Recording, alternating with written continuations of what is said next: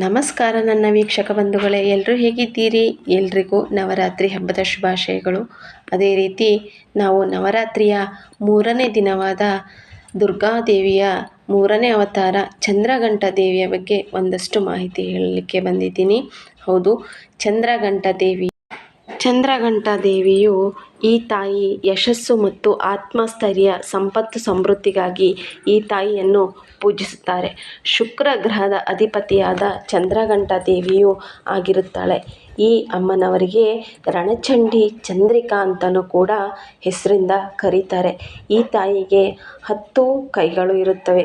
ಪ್ರತಿಯೊಂದು ಕೈಗಳಲ್ಲೂ ಒಂದೊಂದು ವಿಶೇಷವಾದ ಶಸ್ತ್ರಾಸ್ತ್ರಗಳನ್ನು ಹಿಡಿದಿರುತ್ತಾಳೆ. ಹಾಗೆ ಈ ತಾಯಿಯು ಸಿಂಹ ವಾಹನದ ಮೇಲೆ ಕುಳಿತಿರುತ್ತಾಳೆ. ಈ ತಾಯಿಯ ಹಣೆಯ ಮೇಲೆ ಚಂದ್ರಾಕೃತಿಯ ಗಂಟೆ ಇರುವುದರಿಂದ ಈ ತಾಯಿಯನ್ನು ಚಂದ್ರಘಂಟ ದೇವಿ ಅಂತಲೂ ಕರೆಯುತ್ತಾರೆ.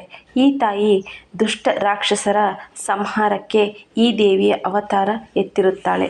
ಬ್ರಹ್ಮ, ವಿಷ್ಣು, ಶಿವರ ಶಕ್ತಿಯನ್ನು ಈ ತಾಯಿಯ ರೂಪದಲ್ಲಿ ನಾವು ಕಾಣಬಹುದಾಗಿದೆ. ಈ ದೇವಿಯು ತನ್ನ 2 ಕೈಗಳಲ್ಲಿ ಕಮಲ, ಬಿಲ್ಲು, ತ್ರಿಶೂಲ, ಗದೆ, ಖಡ್ಗ, ಬಾಣ ಹಿಡಿದಿರುತ್ತಾಳೆ. ಯಾರು ಈ ತಾಯಿಯ ಅದೇ ರೀತಿ ಈ ತಾಯಿಯನ್ನು ಹೊಸದಾಗಿ ವಿವಾಹವಾದ ಸ್ವರೂಪವನ್ನು ಚಂದ್ರಘಂಟ ದೇವಿಯ ರೂಪದಲ್ಲಿ ಪೂಜಿಸಲಾಗುತ್ತದೆ. ಈ ತಾಯಿ ಬ್ರಹ್ಮಚಾರಿಣಿಯ ರೂಪದಲ್ಲಿ ಕಠಿಣ ತಪಸ್ಸನ್ನು ಮಾಡಿ ಶಿವನನ್ನು ಮದುವೆ ಆಗುವ ವರವನ್ನು ಪಡೆದಿರುತ್ತಾಳೆ.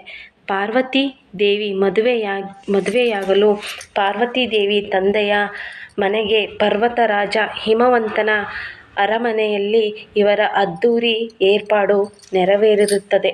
ಈ ಸಂದರ್ಭದಲ್ಲಿ ಸ್ಮಶಾನವಾಸಿಯಾದ ಪರಮೇಶ್ವರರು ತನ್ನ ಗಣಗಳೊಡನೆ ಮೆರವಣಿಗೆ ರೂಪದಲ್ಲಿ ಆ ಅರಮನೆಗೆ ತಲುಪುತ್ತಾರೆ. ಹೀಗೆ ತಲುಪಿದ ಶಿವಗಣಗಳೊಡನೆ ಶಿವನು ತನ್ನ ಬೂದಿ ಮುಚ್ಚಿದ ಶರೀರ, ಕೊರಳಲ್ಲಿ ಸುತ್ತಿದ ಹಾವು ಹಾಗೂ ಇವನ ಭಯಂಕರ ಗಣಗಳನ್ನು ಕಂಡು ಪಾರ್ವತಿ ದೇವಿಯ ಅಥವಾ ಸತಿ ದೇವಿಯ ತಾಯಿ ಮೂರ್ಛೆ ಹೋಗುತ್ತಾಳೆ. ಹೀಗೆ ಮೂರ್ಛೆ ಹೋಗಿದ್ದನ್ನು ಕಂಡು ಆ ದೇವಿಯು ಹಾಗೂ ಅಲ್ಲೇ ನೆರೆದಿರುವ ಜನಗಳನ್ನು ಆತಂಕಗೊಳಗಾಗಿರುವುದನ್ನು ಕಂಡು ಈ ತಾಯಿ ಗಮನಿಸಿ ತನ್ನ ಗಂಡನ ಸರಿಸಮನಾಳಾಗಿ ಭಯಂಕರ ರೂಪವನ್ನು ಧರಿಸುತ್ತಾಳೆ. ಅದೇ ಚಂದ್ರಘಂಟ ರೂಪ. ಈ ತಾಯಿಗೆ 3 ಕಣ್ಣು ಇದ್ದು 3ನೇ ಕಣ್ಣಿನಿಂದ ದರ್ಶನವನ್ನು ನೀಡುತ್ತಾಳೆ. ಹಾಗೆ ಅಭಯಹಸ್ತದಿಂದ ಎಲ್ಲರನ್ನು ಆಶೀರ್ವದಿಸುತ್ತಾಳೆ. ಹಾಗೆ ಇದೇ ರೂಪವು ಶುಂಭ ನಿಶುಂಭರಂಥ ರಾಕ್ಷಸರನ್ನು ಕೂಡ ಸಂಹಾರ ಮಾಡಿ ರಾಕ್ಷಸರ ಅಥವಾ ದುಷ್ಟಶಕ್ತಿಗಳ ವಿರುದ್ಧ ಹೋರಾಟ ಮಾಡಲು ಕಂಕಣ ತೊಟ್ಟು ನಿಲ್ಲುತ್ತಾಳೆ.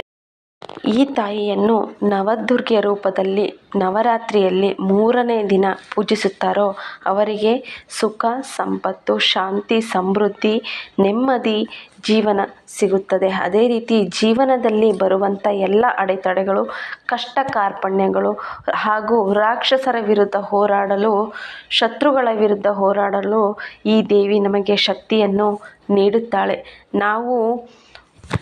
ಆದ್ದರಿಂದ ನಾವು ಕೂಡ ಈ ನವರಾತ್ರಿಯಂದು 3ನೇ ದಿನವಾದ ಈ ಚಂದ್ರಘಂಟ ದೇವಿಯನ್ನು ಈ ಅವತಾರದಲ್ಲಿ ಪೂಜಿಸುವುದರಿಂದ ನಮ್ಮ ಜೀವನದಲ್ಲೂ ಆಗುವಂತಹ ತೊಂದರೆಗಳಾಗಿರ್ಬೋದು, ಪ್ರೇತ ಬಾಧೆ, ಪಿಶಾಚಿ ಬಾಧೆ, ಅದೇ ರೀತಿ ನಮ್ಮ ಜೀವನದಲ್ಲಿ ನಡೆಯುವ ಅಹಿತಕರ ಘಟನೆಗಳನ್ನು ತೊಳೆದು ಹಾಕುತ್ತಾ ಈ ತಾಯಿ ಆಶೀರ್ವದಿಸುತ್ತಾಳೆ.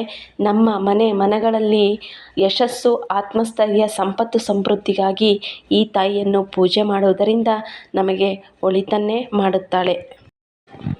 ನಾವು ಈ ತಾಯಿಯನ್ನು ನವರಾತ್ರಿಯ 3ನೇ ದಿನ ಪೂಜಿಸುವುದರಿಂದ ಈ ಎಲ್ಲ ಕಷ್ಟ ಕಾರ್ಪಣ್ಯಗಳನ್ನು ಕಳೆದು ನಮ್ಮ ಜೀವನದಲ್ಲಿ ಕೂಡ ಒಂದು ಪ್ರಶಾಂತತೆಯನ್ನು ಈ ತಾಯಿ ಕರುಣಿಸುತ್ತಾಳೆ.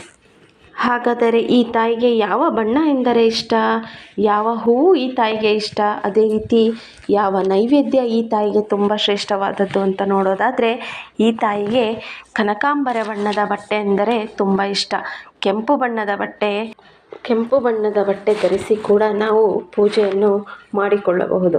ಅದೇ ರೀತಿ ಈ ತಾಯಿಗೆ ಕನಕಾಂಬರ ಪುಷ್ಪಗಳು, ಹಳದಿ ಕೆಂಪು ಪುಷ್ಪಗಳಿಂದ ಕೂಡ ಪೂಜೆ ಮಾಡುತ್ತಾರೆ. ಈ ತಾಯಿಗೆ ತೆಂಗಿನಕಾಯಿ ಅನ್ನ ಅಂದರೆ ತುಂಬ ಇಷ್ಟ. ಅದೇ ರೀತಿ ತಾಯಿಗೆ ಪಾಯಸ, ಚಿತ್ರಾನ್ನ ಕೂಡ ನೈವೇದ್ಯವಾಗಿ ನಾವು ಕೊಡಬಹುದು, ಏರಿಸಬಹುದು.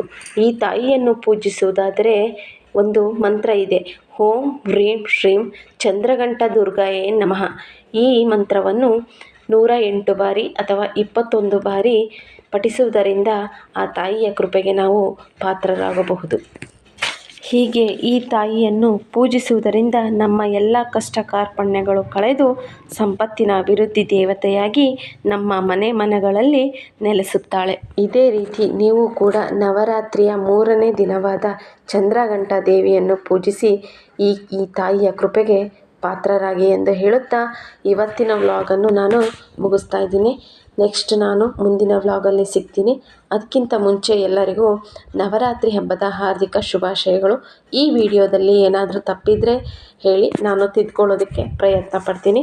ಅದೇ ರೀತಿ ಎಲ್ಲದಕ್ಕಿಂತ ಮುಂಚೆ ನನ್ನ ಚಾನಲ್ಗೆ ಯಾರೆಲ್ಲ ಸಬ್ಸ್ಕ್ರೈಬ್ ಆಗಿಲ್ಲ ಪ್ಲೀಸ್ ಸಬ್ಸ್ಕ್ರೈಬ್ ಆಗಿ.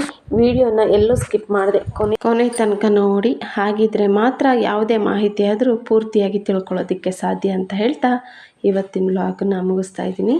ನಮಸ್ಕಾರ. ಎಲ್ಲರಿಗೂ ತುಂಬ ಹೃದಯದ ಧನ್ಯವಾದಗಳು.